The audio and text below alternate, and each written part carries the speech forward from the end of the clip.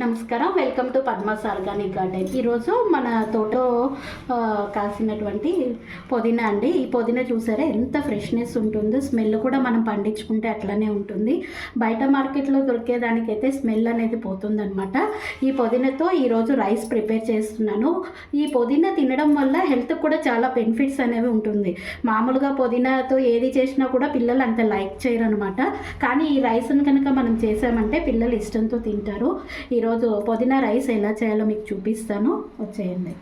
ముందుగా స్టవ్ మీద కుక్కర్ పెట్టేశాను. నేను ఈ టేబుల్ స్పూన్తో 2 టేబుల్ స్పూన్ ఆయిల్ వేసాను. ఆయిల్ అనేది వేడెక్కింది. వేడి అయినాక చూసారు కదా, కొన్ని లవంగాలు వేస్తున్నాను. కొన్ని లవంగాలు,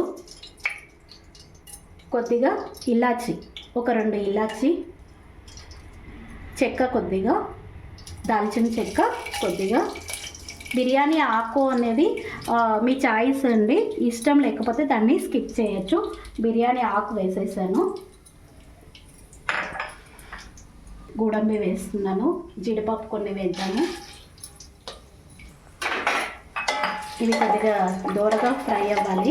అందులో ఈ పుదీనా రైస్ చేయడం కూడా చాలా ఈజీ ప్రాసెస్ అండి. కేవలం 10 మినిట్స్లోనే మనం ఈ రైస్ని అనేది ప్రిపేర్ చేయొచ్చు. మంచి రైనీ సీజన్లో ఈ పుదీనా రైస్ తింటే చాలా బాగుంటుంది ఆ చల్లదనానికి. అల్లం వెల్లుల్లి పేస్ట్ కచ్చా పచ్చాగా దంచుకోవాలండి, పూర్తిగా మ్యాష్ చేయొద్దు. అల్లాన్ని చూసారు కదా, ఇట్లా కచ్చా పచ్చాగా దంచుకోవాలి. కొద్దిగా అల్లం వెల్లుల్లి, దీంట్లోకి ఆలు, పచ్చిమిర్చిని ఇట్లా మనము చిత్రాన్నానికి ఎట్లా కట్ చేసుకుంటామో ఇట్లా నిలువుగా అయితే కట్ చేసుకోండి. పచ్చిమిర్చి, ఆలు ముక్కలు వేస్తున్నాను. క్యారెట్ ఉన్నా కూడా వేసుకోవచ్చు, గ్రీన్ పీస్ ఉంటే ఇంకా బాగుంటుంది. నా దగ్గర గ్రీన్ పీస్ అనేది అవైలబుల్ లేదు, క్యారెట్ కూడా వేసుకోవచ్చు అన్నమాట. వీటన్నిటిని బాగా ఫ్రై చేద్దాము. సిమ్లో ఫ్రై చేయండి.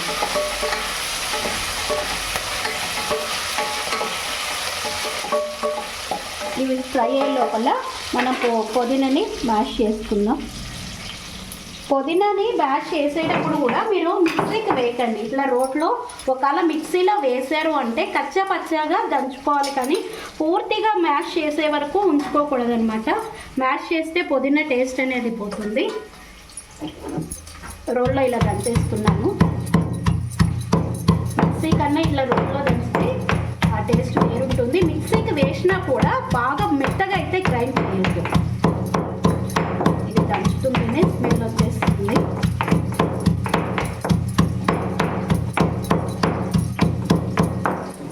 చూసారు కదా, ఇట్లా పూర్తి మ్యాష్ కాకుండా ఇట్లా ఆకు కచ్చా పచ్చగానే ఉండాలి. అప్పుడే అది పుదీనా రైస్ ఫ్లేవర్ అనేది బాగుంటుంది. ఈ పుదీనా పేస్ట్ని కూడా ఇక్కడ వేసేస్తున్నాను.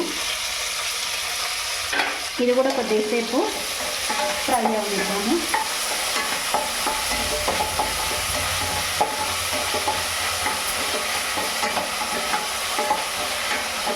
బాగా ఫ్రై అవ్వాలి. చూసారు కదా, ఈ పుదీనా రైస్ ఒక్కసారి తిన్నారంటే బిర్యానీ కూడా పనికిరాదండి, అంత టేస్టీగా అయితే ఉంటుంది. పిల్లలకి ముందు పుదీనా అనేది చాలా మంచిది కాబట్టి ఈ విధంగా చేస్తే పిల్లలు కూడా బాగా తింటారనమాట.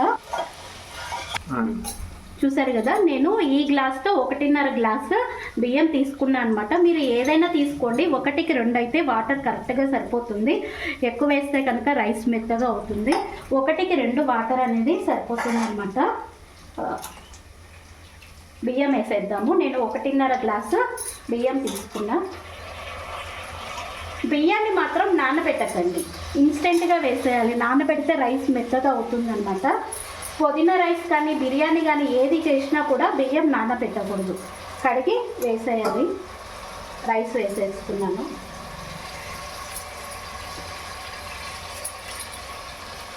నేను 3 గ్లాసుల వాటర్ కూడా తీసేసుకున్నాను.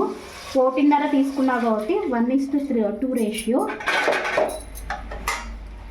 బాగా నీట్గా ఇట్లా కలుపుతాము.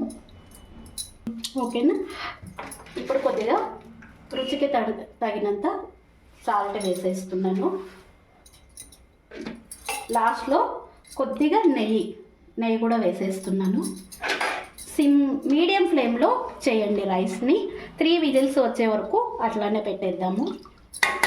కుక్కర్ నుంచి పెట్టిస్తున్నాం.